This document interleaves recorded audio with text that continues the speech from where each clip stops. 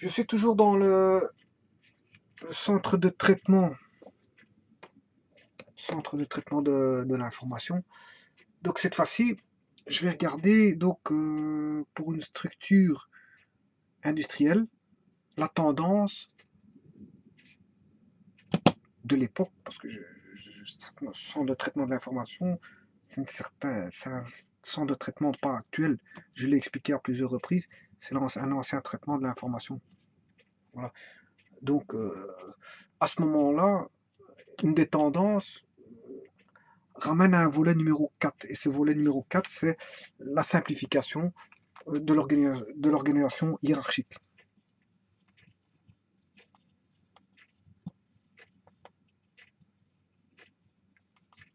Bon,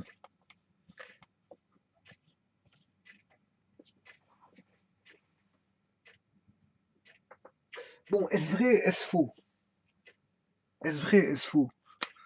Bah, ça dépend. La taille de l'entreprise. S'il y a une énorme taille d'entreprise, bon,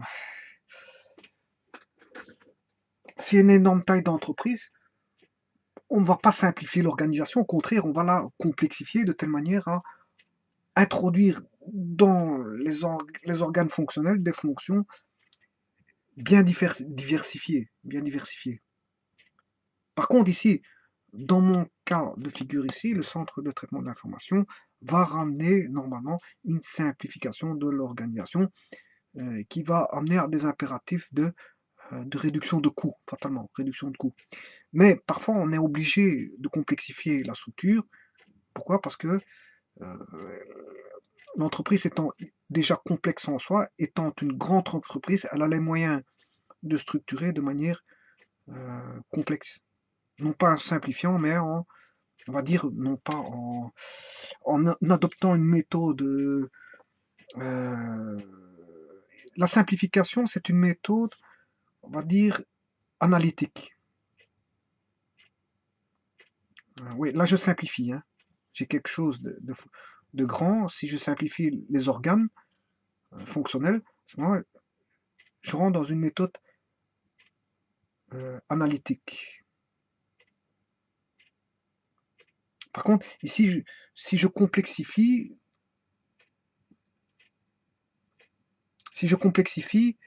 euh, je suis dans une méthode complexifiée. Complexifier, c'est plutôt une méthode.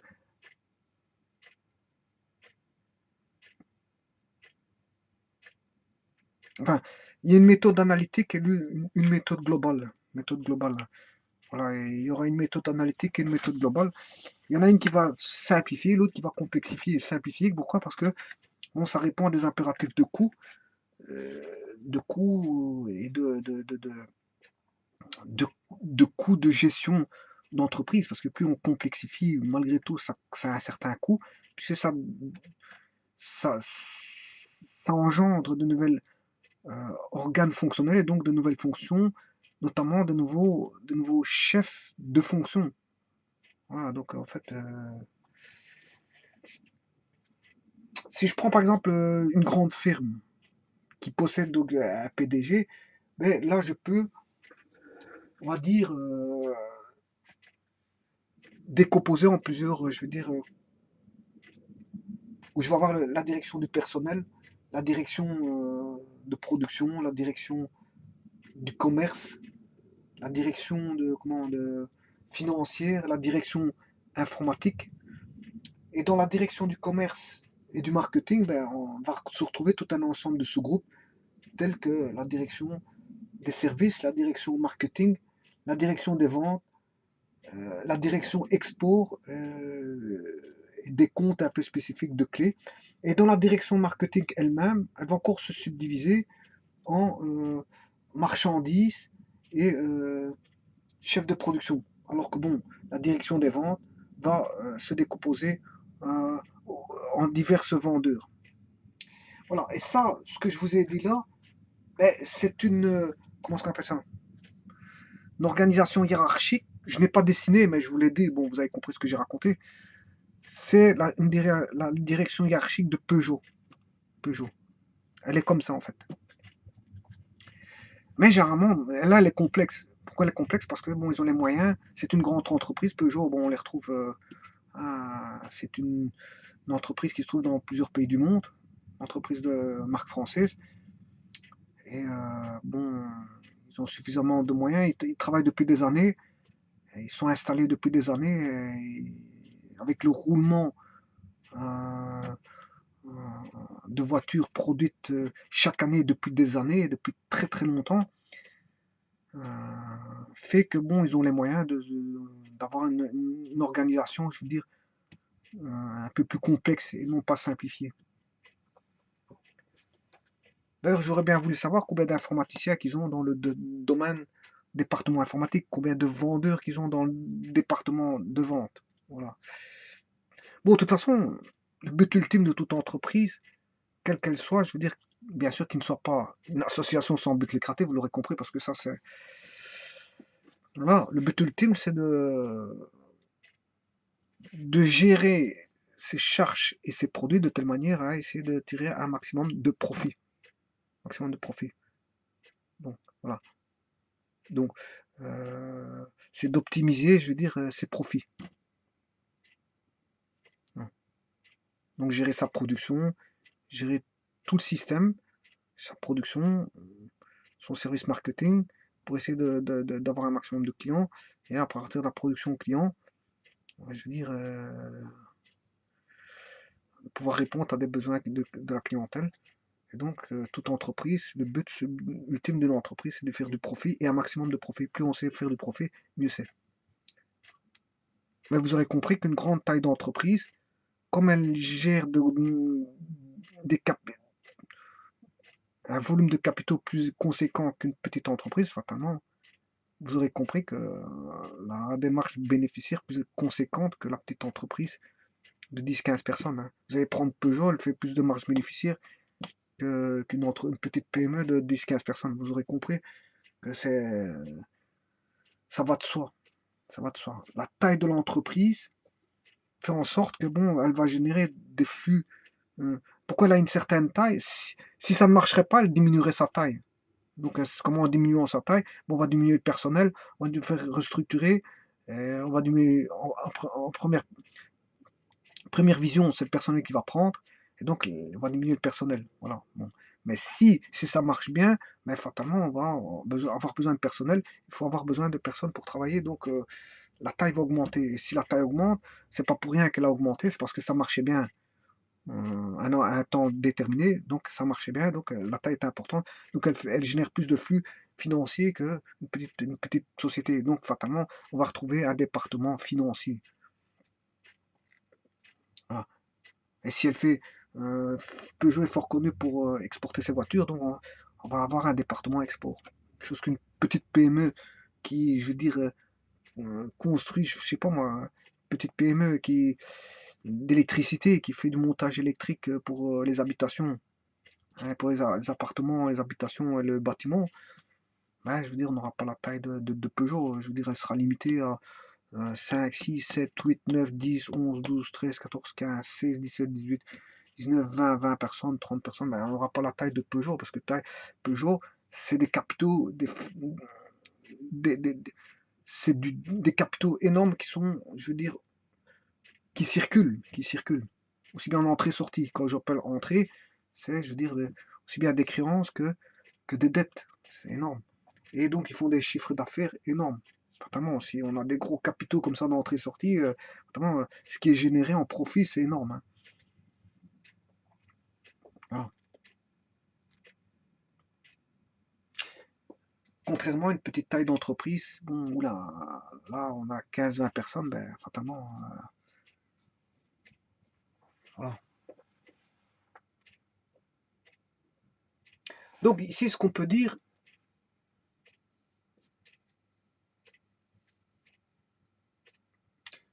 on peut avoir beaucoup d'organes de, comment est-ce qu'on appelle ça, de fonctionnels.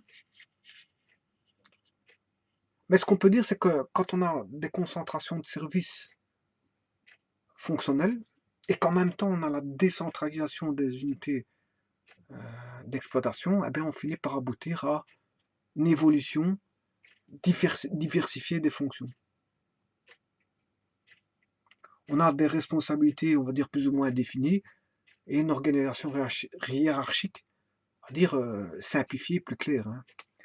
Voilà.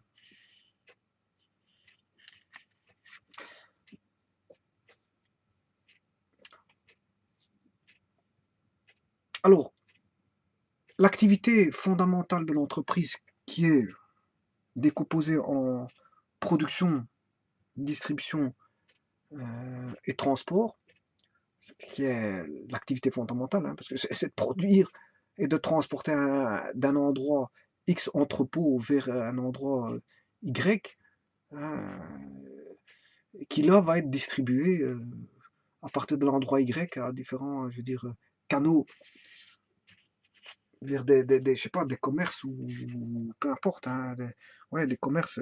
Quand j'entends commerce, c'est toute société commerciale, ça peut être des fruits et légumes, donc ramener dans des hypermarchés tels qu'Aldi, Aldi, Lidl, Cora, Carrefour Market ou des bricolages, Monsieur Bricolage, Brico, Hubo, ou encore des vendeurs de matériaux, hein, un peu si vous avez des vendeurs de matériaux dans votre région, ben, les camions peuvent distribuer vers ces endroits-là pour fournir la marchandise, pour que les gens viennent chercher, et soit des indépendants ou des petites entreprises viennent chercher les matériaux là-bas, mais ça m'étonnerait. Les entreprises sont fournies directement chez eux ou sur chantier, sur chantier. On délivre directement sur chantier pour qu'ils puissent travailler directement que les ouvriers puissent travailler sur chantier. Voilà. Donc ça, c'est l'activité fondamentale de l'entreprise, ben, c'est la production, transport, distribution, et elle s'organise autour d'unités d'exploitation responsable directement, qui elle-même est reliée, on va dire, à une direction opérationnelle. Voilà. Donc on a une unité d'exploitation avec une direction, on va dire, opérationnelle.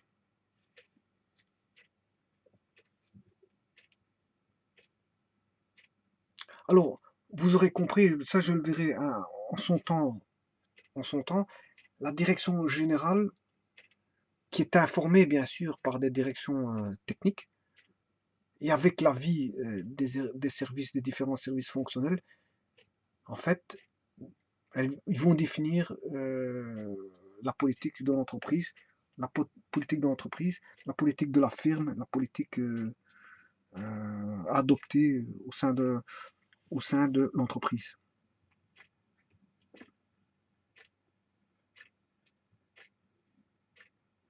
Ici, ma vidéo n'est pas si longue que ça parce que c'est juste de dire ceci, c'est que une des tendances, qui est le volet numéro 3, 4 pardon, le volet numéro 4 parce que j'ai déjà fait 4 vidéos sur ça, de CTI, une des tendances de l'évolution de la société industrielle était la simplification de l'organisation fonctionnelle, des organes fonctionnels de l'entreprise.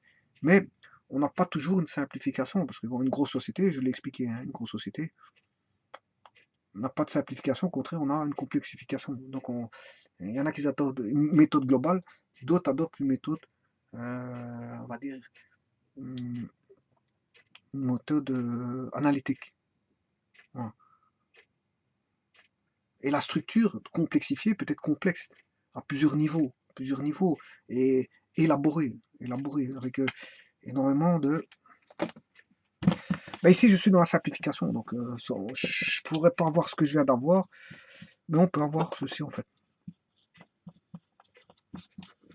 Voilà, ici j'ai ceci va me donner peut-être ceci, celui-ci va donner une structure comme ceci, voilà, avec lui qui va en donner encore 3 comme ceci. Bon, c'est déjà complexe, hein, c'est bon.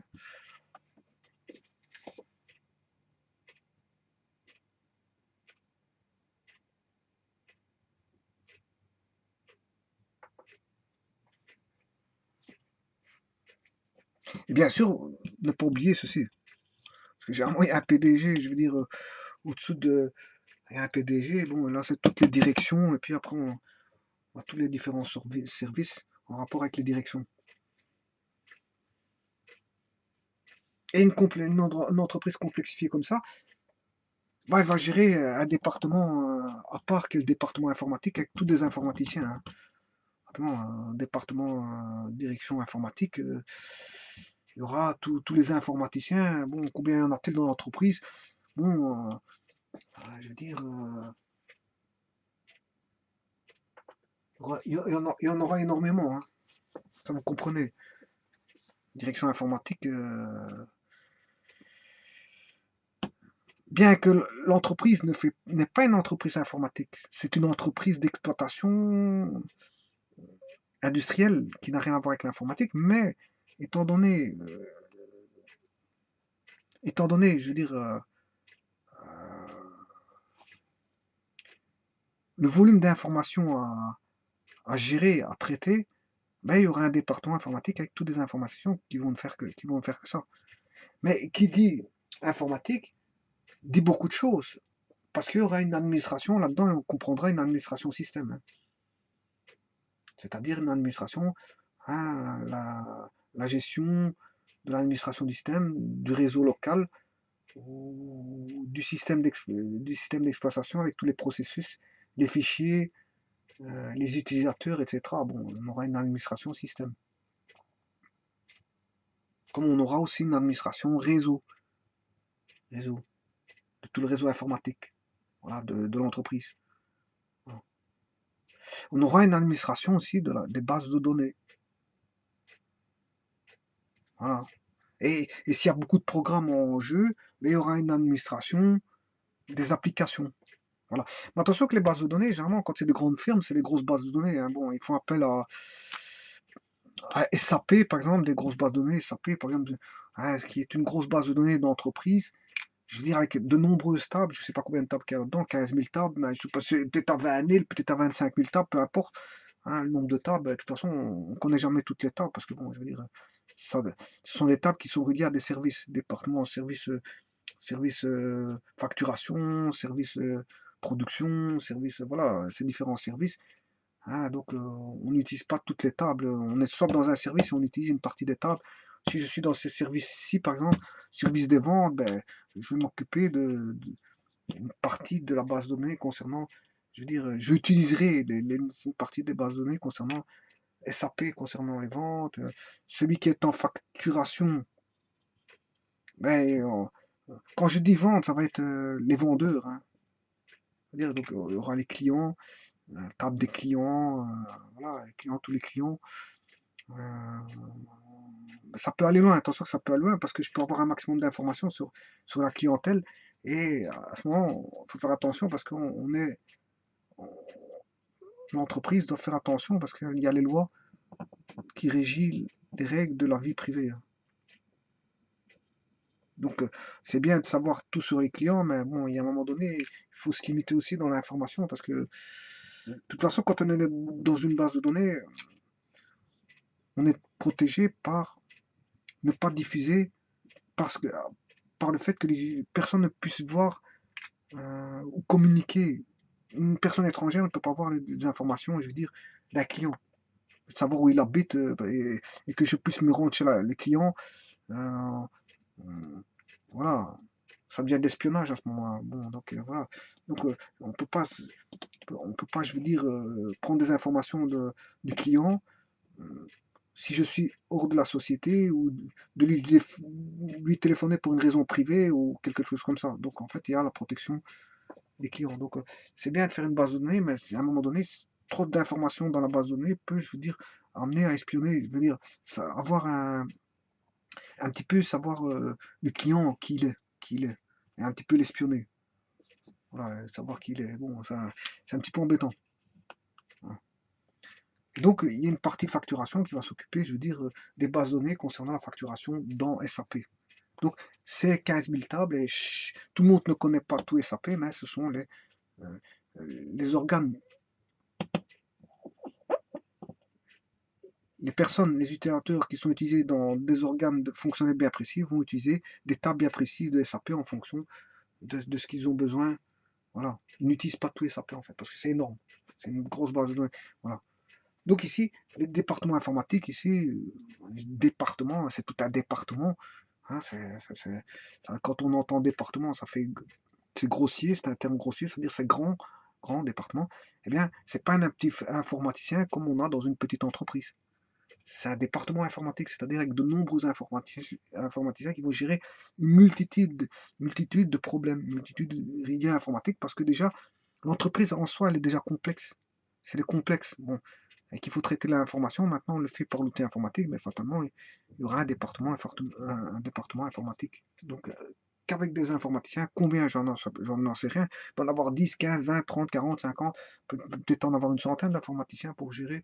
Je veux dire, voilà, chez Peugeot, je ne sais pas combien d'informaticiens qui sont, parce qu'il y a énormément d'entreprises Peugeot, il n'y en a pas qu'une seule. Voilà.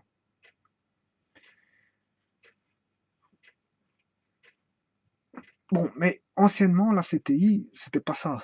C'était pas une organisation.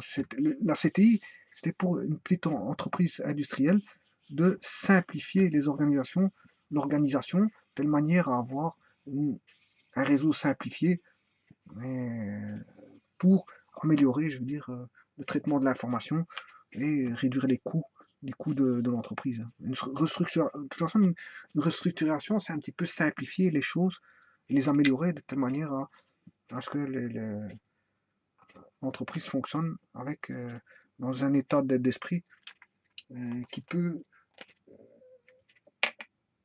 qui peut le rendre évolutif à un instant T. Un instant T, peut le rendre évolutif.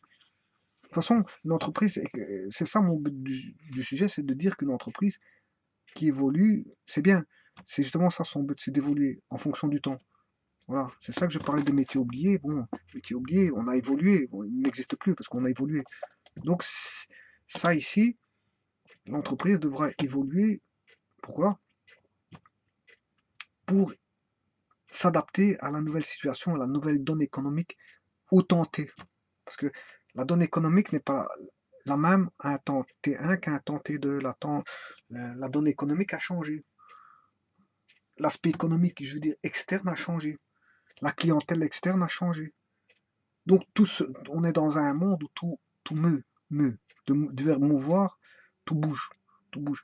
Et que les personnes qui ne s'adaptent pas, enfin, quand je dis les personnes, c'est les personnes physiques ou morales, c'est les entreprises qui ne s'adaptent pas, eh ben, elles sont condamnées je veux dire, à tomber, parce qu'à ce moment-là, hein, j'ai dit que le but premier de l'entreprise, c'est le profit, mais s'ils n'évoluent pas, euh, elles vont avoir des freins à son évolution, fatalement, mais s'ils ne s'adaptent pas à marquer euh, son évolution par des changements divers et variés que je suis en train d'expliquer, hein, si ne,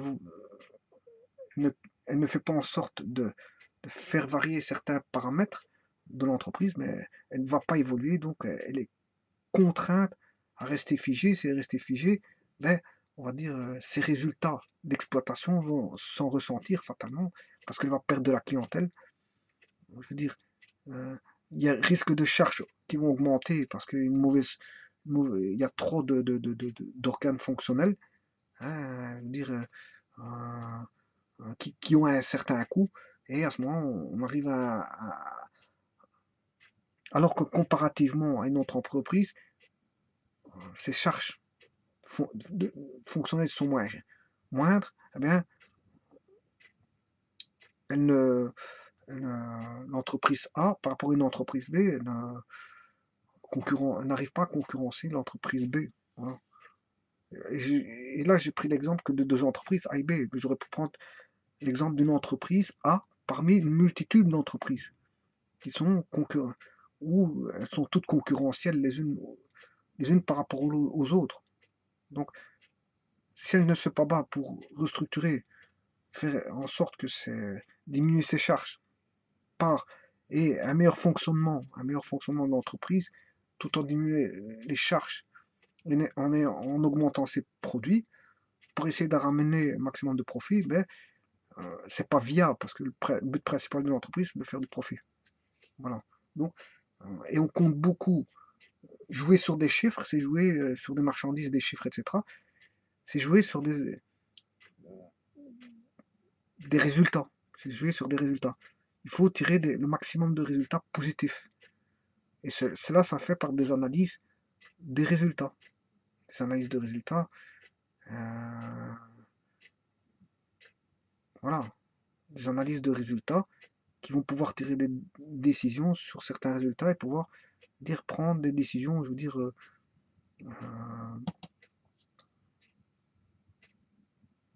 à divers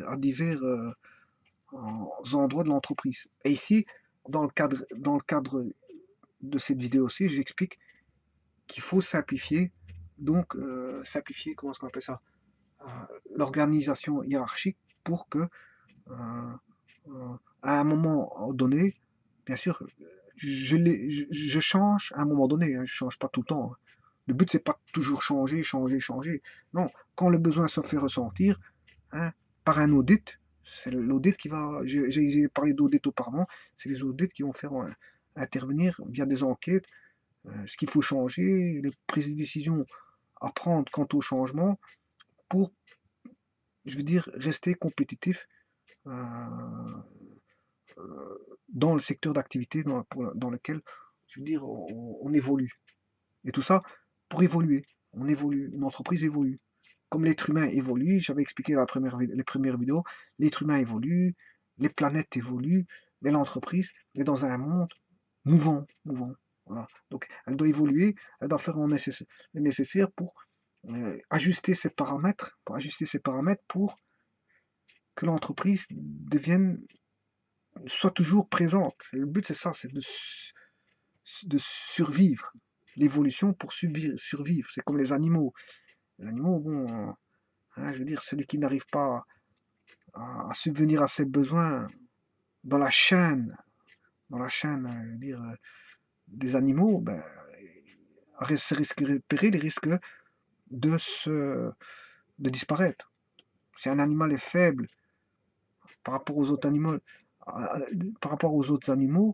ben, il ne trouvera plus à manger, il ne trouvera plus d'endroit pour survivre et il finira par disparaître. Donc, s'il ne s'adapte pas, il doit s'adapter. Donc, l'entreprise, c'est pareil. Dans un monde en perpétuel, je veux dire, changement, qui meut, hein, par rapport aux paramètres externes, mais s'il n'évolue pas, il finit par s'autodétruire et finir par disparaître. Donc, voilà. Donc, l'entreprise est condamnée à évoluer dans le temps, à ajuster ses paramètres d'entrée-sortie pour justement. Et tout ça grâce au traitement de l'information, hein. C'est le traitement de l'information qui va faire en sorte que une entreprise, on aura une visibilité au niveau du traitement de l'information qui va faire en sorte qu'on pourra prendre des décisions, créer des organes. S'il faut en créer, ouais, je parle de simplification, mais s'il faut créer un organe, pourquoi pas, hein. On peut créer un organe pour améliorer la productivité, le rendement, etc. Mais généralement, on va dans le sens de la simplification plus que dans la complexification. Voilà. Mais je peux rajouter, je veux dire, si ça peut aider l'entreprise à faire du profit ou à faire du profit, oui, faire du profit, c'est-à-dire améliorer les comptes de résultats par l'ajout d'une case, non pas dans le sens de la simplification, mais de l'ajout d'une case supplémentaire. Pourquoi pas, je rajoute une case de comment, organique, une case organique de, de, de, une case de fonction organique. Je rajoute peut-être de nouvelles fonctions, c'est-à-dire, soit je prends des personnes qui ont un certain niveau, je les recase dans une autre position et je leur attribue une nouvelle fonction, ou alors je débauche du personnel de notre entreprise, je recase dans une nouvelle fonction, ou je lance un appel d'offres, je recherche du personnel concernant des candidats bien précis par rapport à une nouvelle fonction que j'intègre dans ma hiérarchie. Bah oui, plutôt que de simplifier, si je rajoute une case, si elle va m'aider, je peux faire ça, hein.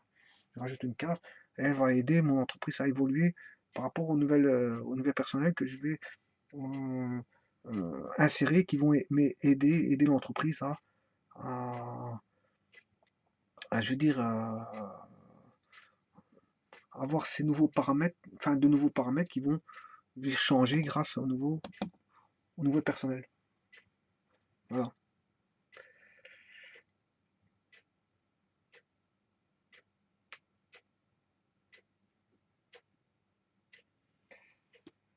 Voilà, voilà, voilà, voilà.